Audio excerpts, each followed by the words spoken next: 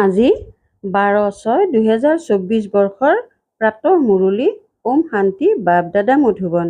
আজি বাবাই কৈছে, মৰমৰ সন্তানসকল, পিতা সেইখন ৰথত আহে যিয়ে পোনপ্ৰথমে ভক্তি আৰম্ভ কৰিলে, যি 1 নম্বৰৰ পূজ্য আছিল, আকৌ পূজাৰী হৈছে।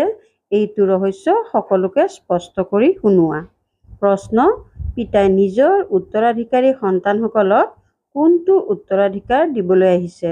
উত্তৰ: পিতা সুখ, শান্তি, প্ৰেমৰ সাগৰ, এয়াই সকলো সম্পদ তেওঁ তোমালোকক ইচ্ছাপত্ৰ কৰি দিয়ে।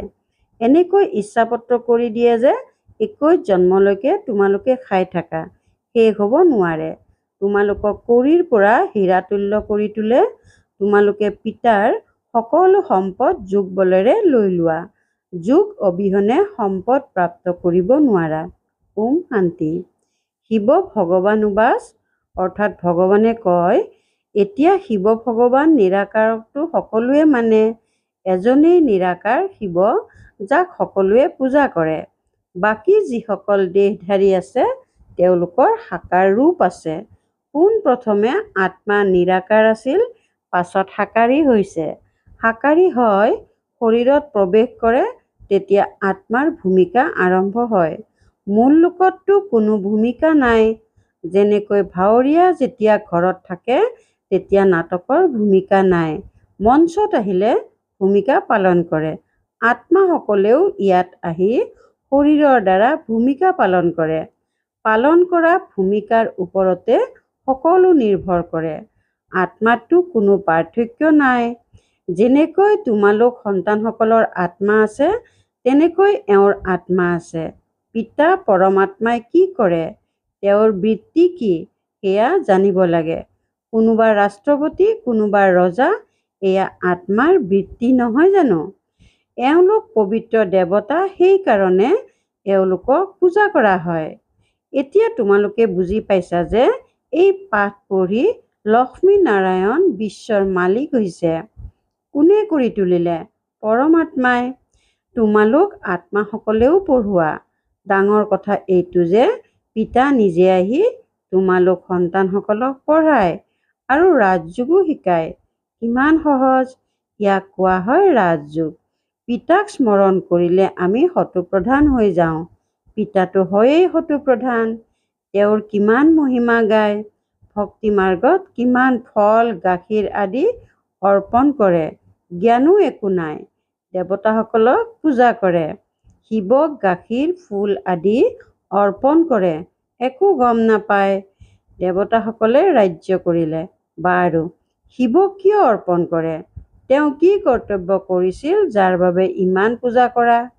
দেৱতাসকলক তথাপিও জানা, তেওঁলোক হৈছে স্বৰ্গৰ মালিক। তেওঁলোকক কোনে গঢ়ি তুলিলে, এয়াও গম নাপায়। পূজাও কৰে শিৱৰ, কিন্তু এইটো খেয়াল নাই যে এওঁ ভগৱান। ভগৱানে এওঁলোকক এনেকৈ গঢ়ি তুলিছে। কিমান ভক্তি কৰে, হওঁতে সকলো অজ্ঞান। তোমালোকেও শিৱৰ পূজা কৰিছিলা, এতিয়া তোমালোকে বুজি পাইছা। আগতে একো নাজানিছিলা। তেওঁৰ বৃত্তি কি, কি সুখ দিয়ে, একোৱেই নাজানিছিলা।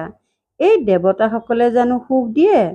যদিও ৰজা-ৰাণীয়ে প্ৰজাক সুখ দিয়ে, কিন্তু তেওঁলোককতো শিৱ বাবাই এনেকৈ গঢ়িলে নহয় জানো? মহিমা তেওঁৰ। এওঁতো কেৱল ৰাজত্ব কৰে, প্ৰজাও হৈ যায়। বাকী এওঁ কাৰো কল্যাণ নকৰে। যদি কৰেও সেয়া অলপ সময়ৰ কাৰণে। এতিয়া তোমালোক সন্তানসকলক পিতাই বহি পঢ়াই আছে। তেওঁক কোৱা হয় কল্যাণকাৰী। পিতাই নিজৰ পৰিচয় দিয়ে।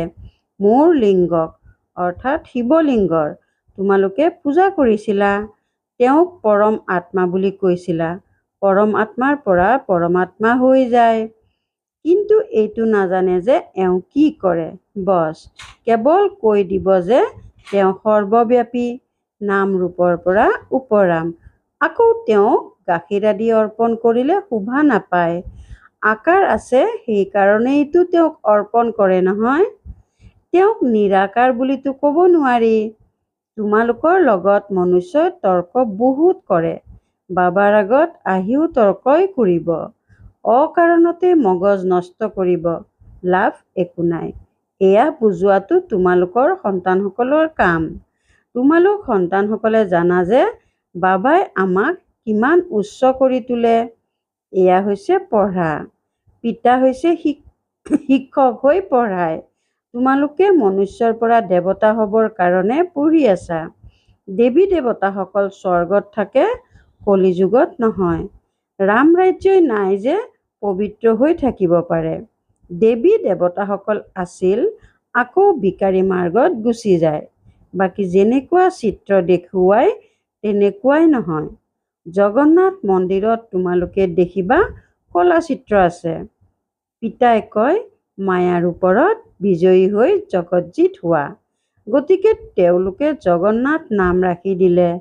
ওপৰত সকলো আশালীন চিত্ৰ দেখুৱাইছে। দেৱতাসকল ভিকাৰী মাৰ্গত যোৱাৰ কাৰণে কলা হৈ গ'ল। তেওঁলোকৰো পূজা কৰি থাকে। মনুষ্যইতো একো গমেই নাপায় কেতিয়া আমি পূজ্য আছিলোঁ। 84 জন্মৰ হিচাপ কাৰো বুদ্ধিত নাই। প্ৰথমে পূজ্য শতপ্ৰধান, পাছত 84 জন্ম লৈ লৈ তমোপ্ৰধান পূজাৰী হৈ যায়। ৰঘুনাথ মন্দিৰত কলা চিত্ৰ দেখুৱাই তাৰ অৰ্থটো একোৱেই বুজি নাপায়। এতিয়া তোমালোক সন্তানসকলক পিতাই বহি বুজায়। জ্ঞান চিতাত বহি সুন্দৰ হৈ যোৱা, কাম চিতাত বহি কলা হৈ যোৱা। দেৱতাসকল ভিকাৰী মাৰ্গত গৈ ভিকাৰী হৈ যায়, তেতিয়া তেওঁলোকৰ দেৱতা নামটো ৰাখিব নোৱাৰি। ভিকাৰী মাৰ্গত গৈ কলা হৈ গৈছা, সেয়া তাৰ চিন দেখুৱাইছে। তোমালোকে জানা যে শিৱ বাবাটো কলা নহয়েই, তেওঁতো হীৰা হয়, যিয়ে তোমালোককো হীৰাতুল্য কৰি তোলে। তেওঁতো কেতিয়াও কলা নহয়। তেওঁক আকৌ কলা কিয় কৰি দিয়ে? কোনোবা কলা হয়, তেওঁ বহি কলা কৰি দিয়ে। শিৱ বাবাই কয়, মই কি দোষ কৰিলো যাৰ কাৰণে মোক কলা কৰি দিলে? মইতো আহোঁৱেই সকলোকে বগা অৰ্থাৎ সুন্দৰ কৰি তুলিবলৈ। মইতো সদায়েই বগা। মনুষ্যৰ বুদ্ধি এনেকুৱা হৈ গৈছে যে একোৱেই বুজি নাপায়। শিৱ বাবা হয়েই সকলোকে হীৰা কৰি তোলোতা। মইতো সৰ্বদা সুন্দৰ পথিক। মই কি কৰিলো যাৰ কাৰণে মোক কলা কৰি দিলে? এতিয়া উচ্চ পদ পাবৰ কাৰণে তোমালোকো বগা হ'ব লাগে। উচ্চ পদ কেনেকৈ প্ৰাপ্ত হ'ব সেয়াতো পিতাই বুজাইছে। পিতাক অনুসৰণ কৰা। যেনেকৈ এওঁ অৰ্থাৎ ব্ৰহ্মা বাবাই সকলো পিতাক হস্তান্তৰ কৰি দিলে। পিতাক চোৱা কেনেকৈ সকলোবোৰ দি দিলে। সাধাৰণ আছিল, বহুত গৰীবো নহয় আৰু বহুত চহকীও নহয়।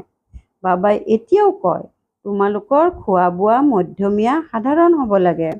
বহুত উচ্চও নহয় আৰু বহুত কমো নহয়। পিতাইহে সকলো শিক্ষা দিয়ে। এওঁতো দেখাত সাধাৰণ ৰূপতেই আহে। তোমালোকক কয় ভগৱান ক'ত আছে দেখুওৱা। হেৰৌ আত্মাটো বিন্দু হয়, আত্মাক দেখা পাবা কেনেকৈ? এইটোতো জানা যে আত্মাৰ সাক্ষাৎকাৰ এই দুচকুৰ দ্বাৰা নহয়। তোমালোকে কোৱা ভগৱানে পঢ়ায়, তেন্তে নিশ্চয় কোনোবা শৰীৰধাৰী হ'ব। নিৰাকাৰে কেনেকৈ পঢ়াব? মনুষ্যইতো একোৱেই নাজানে। যেনেকৈ তোমালোক হৈছা আত্মা, শৰীৰৰ দ্বাৰা ভূমিকা পালন কৰা, আত্মাইহে ভূমিকা পালন কৰে। আত্মাইহে শৰীৰৰ দ্বাৰা কয়। গতিকে আত্মাৰ বাণী, কিন্তু আত্মাৰ বাণী বুলিলে শোভা নাপায়। আত্মা হৈছে বানপ্ৰস্থ, বাণীৰ পৰা দূৰৈত। বাণীটো শৰীৰৰ দ্বাৰাইহে ক'ব। বাণীৰ পৰা দূৰৈত কেৱল আত্মাহে থাকি যায়। বাণীত আহিবলৈ হ'লে শৰীৰ নিশ্চয় লাগিব। পিতাও জ্ঞানৰ সাগৰ হয়, তেন্তে নিশ্চয় কাৰোবাৰ শৰীৰৰ আধাৰ ল'ব লাগে নহয়। তাক ৰথ বুলি কোৱা হয়, নহ'লে তেওঁ শুনাব কেনেকৈ? পিতাই পতিতৰ পৰা পাৱন হ'বৰ কাৰণে শিক্ষা দিয়ে, প্ৰেৰণাৰ কথা নহয়। এয়াতো জ্ঞানৰ কথা। তেওঁ আহে কেনেকৈ? কাৰ শৰীৰত আহিব? আহিব নিশ্চয় মনুষ্যৰ শৰীৰতেই। কোন গৰাকী মনুষ্যৰ শৰীৰত আহিব তোমালোকৰ বাহিৰে আন কোনেও গম নাপায়। ৰচয়িতাই নিজেই বহি নিজৰ পৰিচয় দিয়ে। মই কেনেকৈ আৰু কোনখন ৰথত আহোঁ? সন্তানসকলেতো জানেই পিতাৰ ৰথ কোনখন। বহুত মনুষ্য বিভ্ৰান্ত হৈ আছে। কাৰ কাৰ ৰথ বুলি কৈ দিয়ে, জন্তু আদিতো আহিব নোৱাৰে। পিতাই কয়, মই কোনগৰাকী মনুষ্যৰ শৰীৰত আহোঁ এয়া বুজিব নোৱাৰে। আহিবলগীয়া হয়ো ভাৰততেই। ভাৰতবাসীৰ ভিতৰততো কাৰ শৰীৰত আহোঁ? ৰাষ্ট্ৰপতি বা সাধু মহাত্মাৰ ৰথত আহিম জানো? এনেকুৱাও নহয় যে পবিত্ৰ ৰথত আহিব লাগে। এয়া হয়েই ৰাৱণ ৰাজ্য। গায়নো আছে দূৰণিৰ দেশৰ নিবাসী। এইটো সন্তানসকলে জানে যে ভাৰত অবিনাশী খণ্ড, ইয়াৰ কেতিয়াও বিনাশ নহয়। অবিনাশী পিতা অবিনাশী ভাৰত খণ্ডতেই আহে। কাৰ শৰীৰত আহে তেওঁ নিজেও কয়, আৰুতো কোনেও জানিব নোৱাৰে। তোমালোকে জানা কোনো সাধু মহাত্মাৰ শৰীৰততো আহিব নোৱাৰে। তেওঁলোক হৈছে হঠযোগী নিবৃত্তি মাৰ্গৰ লোক। বাকী থাকিল ভাৰতবাসী ভক্ত। এতিয়া ভক্তৰ ভিতৰতো কোনগৰাকী ভক্তৰ শৰীৰত আহিব? ভক্ত পুৰণা লাগে, যিয়ে বহুত ভক্তি কৰিছে। ভক্তিৰ ফল দিবলৈ ভগৱান আহিবলগীয়া হয়। ভাৰতত ভক্তটো বহুত আছে। ক'ব, এওঁ বহুত ডাঙৰ ভক্ত, এওঁৰ শৰীৰত আহিব লাগে। এনেকুৱাতো বহুত ভক্ত হৈ যায়। কালিলৈ কাৰোবাৰ বৈৰাগ্য জন্মিল, ভক্ত হৈ যায়। তেওঁতো এইটো জন্মৰ ভক্ত হ'ল নহয় জানো? তেওঁৰ শৰীৰত নাহে। মই তেওঁৰ শৰীৰতহে আহোঁ, যিয়ে পোনপ্ৰথমে ভক্তি আৰম্ভ কৰিছিল। দাপৰৰ পৰা ভক্তি আৰম্ভ হৈছে। এই হিচাপ নিকাচ কোনেও বুজিব নোৱাৰে। কিমান গুপ্ত কথা। মই আহোঁ তেওঁৰ শৰীৰত, যিয়ে পোনপ্ৰথমে ভক্তি আৰম্ভ কৰে। 1 নম্বৰত যি পূজ্য আছিল, তেওঁৱেই আকৌ 1 নম্বৰৰ পূজাৰীও হ'ব। নিজেই কয়, এই ৰথখনেই প্ৰথম নম্বৰত যায়। পুনৰ 84 জন্ম এওঁৱেই লয়। মই এওঁৰেই বহুত জন্মৰ অন্তৰো অন্তত প্ৰৱেশ কৰোঁ। এওঁৱেই আকৌ 1 নম্বৰৰ ৰজা হ'ব লাগে। এওঁৱেই বহুত ভক্তি কৰে। ভক্তিৰ ফলো এওঁৱেই পাব লাগে। পিতাই সন্তানসকলক দেখুৱাই যে, চোৱা এওঁ মোৰ প্ৰতি কেনেকৈ উৎসৰ্গিত হ'ল। সকলো দি দিলে। ইমানবোৰ সন্তানক শিকাবৰ কাৰণে ধনো লাগে। ঈশ্বৰৰ যজ্ঞ ৰচা হৈছে। ভগৱানে এওঁৰ শৰীৰত বহি ৰুদ্ৰ জ্ঞান যজ্ঞ ৰচনা কৰে। ইয়াক পঢ়া বুলিও কোৱা হয়। ৰুদ্ৰ শিৱ বাবা যি জ্ঞানৰ সাগৰ হয়, তেওঁ জ্ঞান দিব কাৰণে যজ্ঞ ৰচনা কৰিছে। শব্দটো একেবাৰেই সঠিক। ৰাজস্ব স্বৰাজ্য পাবৰ কাৰণে যজ্ঞ। ইয়াক যজ্ঞ বুলি কিয় কয়? যজ্ঞততো সেই লোকসকলে আহুতি আদি বহুত দিয়ে। তোমালোকেতো পঢ়া, আহুতি কি দিয়া? তোমালোকে জানা যে আমি পঢ়ি বুদ্ধিমান হৈ যাম, তেতিয়া গোটেই সৃষ্টি ইয়াত স্বাহা হৈ যাব। যজ্ঞত অন্তিম সময়ত যিবোৰ সামগ্ৰী আছে, সকলোবোৰ ঢালি দিয়ে। তোমালোক সন্তানসকলে এতিয়া জানা যে আমাক পিতাই পঢ়াই আছে। পিতা হৈছে বহুত সাধাৰণ। মনুষ্যই কেনেকৈ জানিব পাৰে? এওঁ দাদাটো হীৰা মুকুতাৰ বেপাৰী আছিল। শক্তিটো কোনো দেখিবলৈ পোৱা নাযায়। কেৱল ইমানেই কৈ দিয়ে যে এওঁৰ মাজত কিবা শক্তি আছে।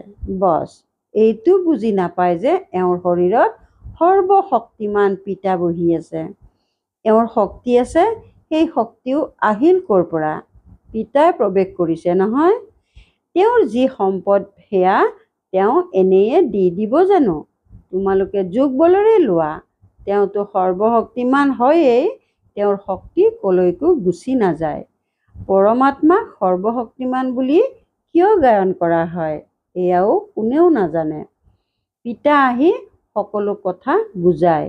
পিতাই কয়, মই যাৰ শৰীৰত প্ৰৱেশ কৰোঁ, সেয়াতো একেবাৰে মামৰে ধৰি আছিল। পুৰণা দেশ, পুৰণা শৰীৰ। তেওঁৰ বহুত জন্মৰ অন্তত আহোঁ। যি মামৰ লাগি আছে, সেয়া কোনেও আঁতৰাব নোৱাৰে। মামৰ আঁতৰ কৰাটো হৈছে এজনেই সদ্গুৰু, আৰু তেওঁ সৰ্বদা পবিত্ৰ। এয়া তোমালোকে বুজি পোৱা। এই সকলোবোৰ বুদ্ধিত ধাৰণ কৰিবৰ কাৰণেও সময় লাগে। তোমালোক সন্তানসকলৰ কাৰণে পিতাই সকলোবোৰ ইচ্ছাপত্ৰ কৰি দিয়ে। পিতা জ্ঞানৰ সাগৰ, শক্তিৰ সাগৰ। সন্তানসকলক সকলোবোৰ ইচ্ছাপত্ৰ কৰি দিয়ে। আহেও পুৰণি সৃষ্টিত, প্ৰৱেশো তেওঁৰ শৰীৰত কৰে। যি হীৰাতুল্য আছিল সোণৰ পৰিতুল্য হৈ গ'ল। তেওঁলোক যদিও এই সময়ত কোটিপতি, কিন্তু ক্ষন্তেক সময়ৰ কাৰণে। সকলো শেষ হৈ যাব। মূল্যৱানটো তোমালোকেই হোৱা। এতিয়া তোমালোকো বিদ্যাৰ্থী, এওঁ বিদ্যাৰ্থী, এওঁ বহুত জন্মৰ অন্তত আছে। মামৰ লাগি আছে। যিয়ে বহুত ভালকৈ পঢ়ে তেওঁৰেই মামৰ লাগি আছে। তেওঁৱেই সকলোতকৈ অধিক পতিত হৈ যায়। তেওঁৱেই আকৌ পাৱন হ'ব লাগে। এইখন ড্ৰামা ৰচি থোৱা আছে। পিতাইতো সত্য কথা কয়। পিতা হৈছে সত্য। তেওঁ কেতিয়াও ওলোটা কথা নুশুনায়। এই কথাবোৰ কোনো মনুষ্যই বুজি পাব নোৱাৰে। তোমালোক সন্তানসকলৰ অবিহনে মনুষ্যই কেনেকৈ গম পাব? ভাল বাৰু, অতি মৰমৰ কল্পৰ পাছত পুনৰাই মিলিত হোৱা সন্তানসকলৰ প্ৰতি মাতা পিতা বাপ দাদাৰ স্নেহপূৰ্ণ স্মৰণ আৰু সুপ্ৰভাত। আত্মিক পিতাৰ আত্মিক সন্তানসকলক নমস্কাৰ। ধাৰণাৰ বাবে মুখ্য সাৰ 1 নম্বৰ। উচ্চ পদ পাবৰ কাৰণে পিতাক পূৰা অনুসৰণ কৰিব লাগে। সকলো পিতাক হস্তান্তৰ কৰি নিমিত্ত হৈ চম্ভালিব লাগে। পূৰা উৎসৰ্গিত হৈ যাব লাগে। খোৱা বোৱা থকা লোৱাৰ ক্ষেত্ৰত মধ্যমীয়া হ'ব লাগে। বহুত উচ্চও নহয় আৰু অতি নিচু নহয়। 2 নম্বৰ। পিতাই যি সুখ শান্তি জ্ঞানৰ সম্পদ ইচ্ছাপত্ৰ দিছে সেয়া অন্যকো দিব লাগে। কল্যাণকাৰী হ'ব লাগে। বৰদান। পবিত্ৰতাৰ গূঢ়াৰ্থ জানি লৈ সুখ শান্তি সম্পন্ন হওঁতা মহান আত্মা হোৱা। পবিত্ৰতাৰ গূঢ়াৰ্থ জানি লৈ সুখ শান্তি সম্পন্ন হওঁতা মহান আত্মা হোৱা। পবিত্ৰতা শক্তিৰ মহানতাক জানি পবিত্ৰ অৰ্থাৎ পূজ্য দেৱ আত্মা এতিয়াৰে পৰা হোৱা। এনেকুৱা নহয় যে অন্তত হৈ যাম। এয়া বহুত সময়ৰ জমা হৈ থকা শক্তি অন্তত কামত আহিব। পবিত্ৰ হোৱা সাধাৰণ কথা নহয়। ব্ৰহ্মচাৰী হৈ থাকে, পবিত্ৰ হৈ গৈছে, কিন্তু পবিত্ৰতা হৈছে জননী। সংকল্পৰেই হওক, বৃত্তিৰেই হওক, বায়ুমণ্ডলৰে হওক, বাণীৰে হওক, সম্পৰ্কৰ দ্বাৰাই হওক, সুখ শান্তিৰ জননী হোৱা, ইয়াকেই মহান আত্মা বুলি কোৱা হয়। শ্লোগান। উচ্চ স্থিতিত স্থিত হৈ সকলো আত্মাক দয়াৰ দৃষ্টি দিয়া, প্ৰকম্পন বিয়পোৱা। উচ্চ স্থিতিত স্থিত হৈ সকলো আত্মাক দয়াৰ দৃষ্টি দিয়া, প্ৰকম্পন বিয়পোৱা। ওম শান্তি। কৰ্মযোগী হ'বলৈ আজিৰ অব্যক্ত সংকেত। যেনেকৈ বিজ্ঞানৰ যন্ত্ৰই গৰম আৰু ঠাণ্ডাৰ বায়ুমণ্ডলৰ সৃষ্টি কৰি দিয়ে, তেনেকৈ তোমালোক মাষ্টাৰ সৰ্বশক্তিমান আত্মাসকলে নিজৰ শান্তিৰ শক্তিৰে, নিজৰ একাগ্ৰ স্থিতিৰে যেনেকুৱা বায়ুমণ্ডল প্ৰকম্পন বিয়পাই দিব খোজা, সেয়াই বিয়পাই দিব পাৰা। ইয়াৰ বাবে অভ্যাস কৰা। নিজৰ নিজস্ব স্বধৰ্মত স্থিত হৈ সুখ শান্তি আৰু শক্তিৰ বায়ুমণ্ডল সৃষ্টি কৰা। সেই বায়ুমণ্ডলত যিয়েই আত্মা আহে তেওঁলোকে উপলব্ধি কৰক যে ইয়াত বহুত সুখ শান্তি আৰু শক্তি প্ৰাপ্ত হৈ আছে। ওম শান্তি।